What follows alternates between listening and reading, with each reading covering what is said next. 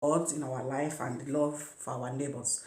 Um, and over the weeks, we have talked about our love for neighbors and how we can demonstrate how we love our neighbors.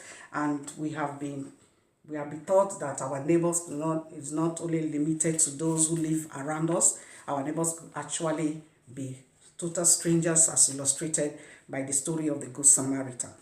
So today we are going to go further into how to demonstrate that particular love for neighbors through prayers. Prayer is one of the key pillars of Christianity. So we pray every day, we pray for different ways, we pray in anywhere, anytime, because God asks us to pray and pray ceaselessly. So today we're going to be talking about the hand of prayer. Everybody have got two hands. Not everybody have got two hands. We all have two hands with 10 fingers in total. Each of our hands have 5 fingers. We have the thumb, we have the pointy finger, we have the top finger, we have the weak finger, and we have the pinky fingers. So each of these fingers represents elements of prayer in our life. Those we can pray for, those particular people in our neighbors that we can pray for in different areas of prayer. It's just an illustration. It's not cast in stone. It's not that when we pray, we should limit ourselves to this particular prayer points. It depends on how the Spirit leads you, but this one is just an illustration, a reminder that when we pray, we should we should pray for these people in our life. So we'll start with the thumb. The thumb is the one closest to our hearts. So when we talk of the thumb, we talk about our family, we talk about our friends, we talk about our siblings, our uncles, and those who are close to us. I remember them in prayer, that for God to protect them and to give God thanksgiving for their life and for what God is doing in their life, and to always remember them for God's protection and provision. Then the second finger we will be talking about is the pointy finger, which is the one next to the thumb.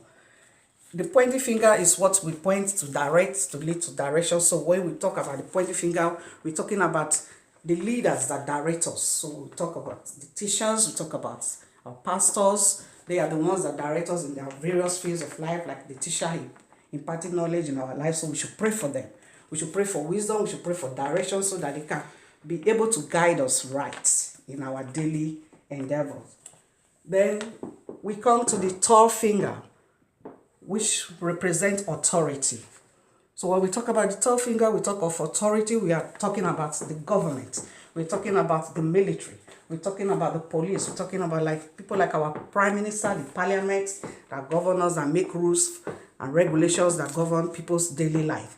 So we pray for God. We pray to God to give them wisdom to be able to bring a policy that will bring about peace, world peace, that will bring about things that will bring Christianity, a neighborly environment for us to practice our Christian life in peace. Then we talk about the ring, the ring finger. The ring finger is the weakest of all the fingers. When you straighten your ring finger, it doesn't really go straight, because it leans on the other finger to stand straight. So we call it the weak finger. When we talk about this weak finger, we remember those who are weak in our society. We remember the sick in our society. We remember the vulnerable in our society. We remember those who are homeless, and to remember them in prayer, to always pray for God's provision, to always pray for God's healing, to always pray for God to provide for everything that we need.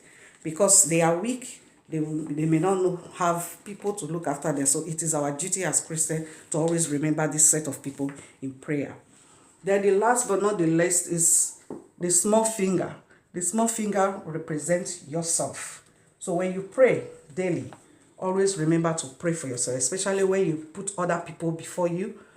God will listen to your prayer. God hears every prayer. The ones we pray silently, the ones we pray in our private life, the ones we pray loudly, God is everywhere. So always remember to pray.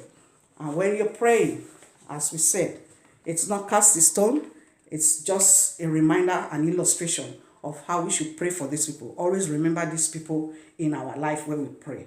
Remember the family members, our parents, our siblings, our friends. Always remember them in prayer, in whatever, intercede on their behalf. Always remember the leaders, those that lead us, our pastors, our teachers. Remember them in prayer, always, for God's wisdom, for God's direction. Remember those in authority, those that lead us, that bring our policy, that govern our life, to pray for God's guidance and wisdom upon their life and strength. Always pray for those who are weak, because the weak in society, God have a reason for putting them in the society